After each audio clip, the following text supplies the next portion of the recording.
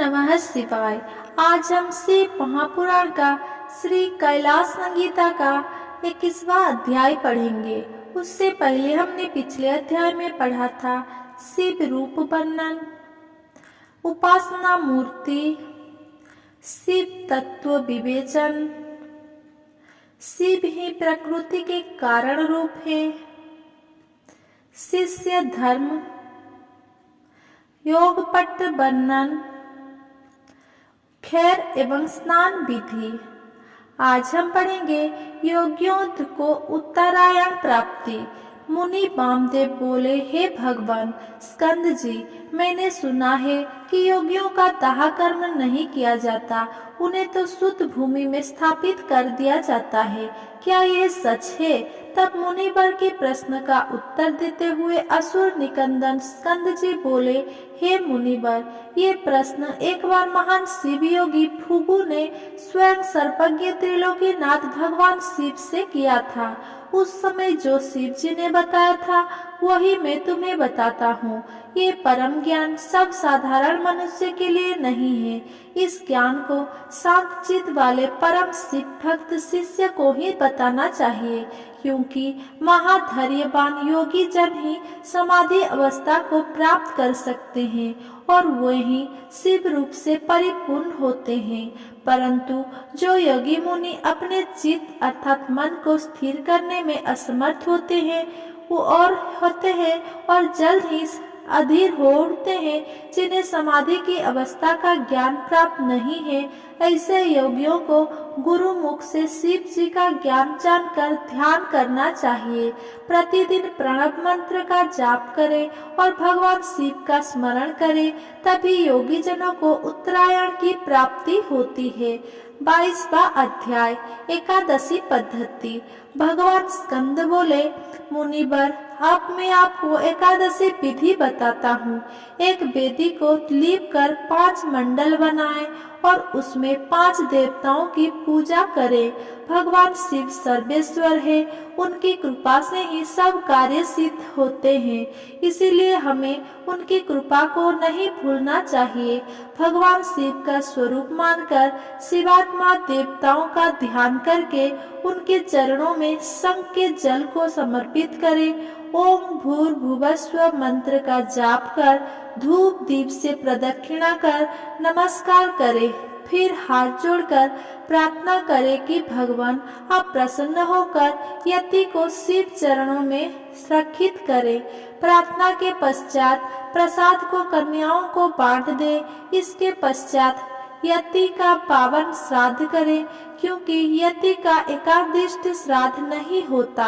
4 ब्राह्मणों को आमंत्रित करें, उनके चरणों धोकर शिव जी की विधि विधान के अनुसार पूजा कर उनके समक्ष ही ब्राह्मणों को भोजन कराएं। गोबर से लीपे स्थान पर रखे कूश के आसन पर बैठकर कहे कि मैं पिंडों को दान करता हूँ। ऐसा संकल्प करके 3 मंडलों का अपने परमात्मा, अंतरात्मा और आत्मा के लिए पूजा करें। मन में यह विचार करते हुए कि हमने आत्मा को पिंड दिया है, पिंड दान करें। उससे जल छिड़क कर प्रदक्षिणा का और नमस्कार करें। तत्पश्चात ब्राह्मणों को दक्षिणा दे।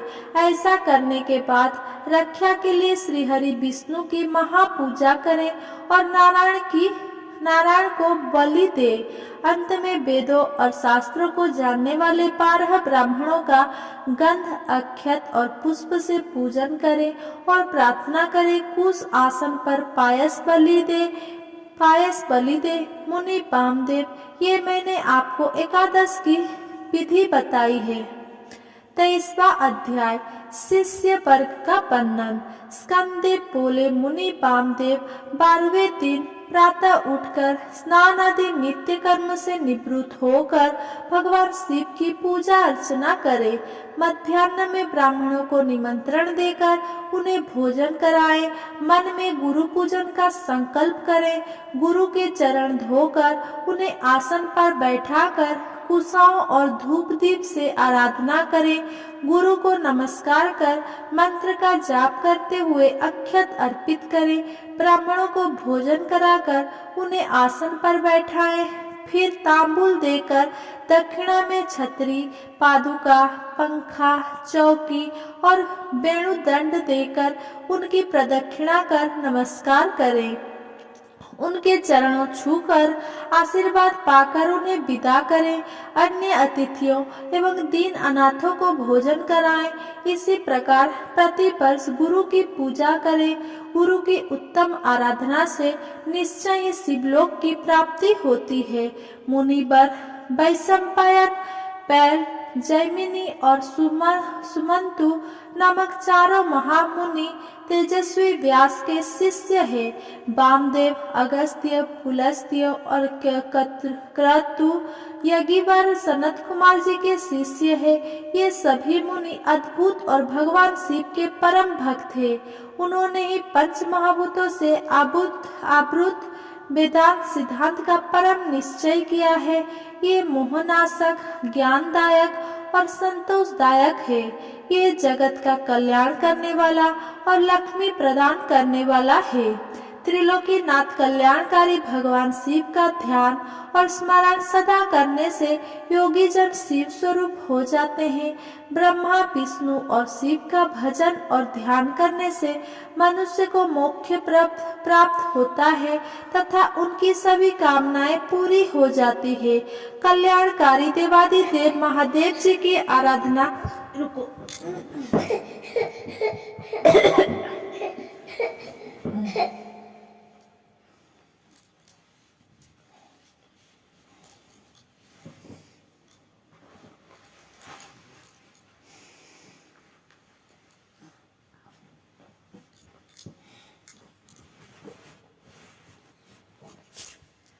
आराधना सभी दुखों को नाश कर सुख प्रदान करने वाली तथा भोग मोक्ष देने वाली है।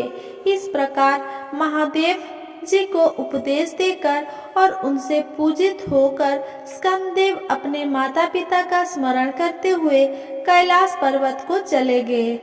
तब मुनिवर वामदेव भी भगवान स्कंद का अनुसरण करते हुए कैलाश पर गए। वहां पहुंचकर वामदेव मुनि ने भगवान शिव पार्वती के चरण में अपना शीश नवाया।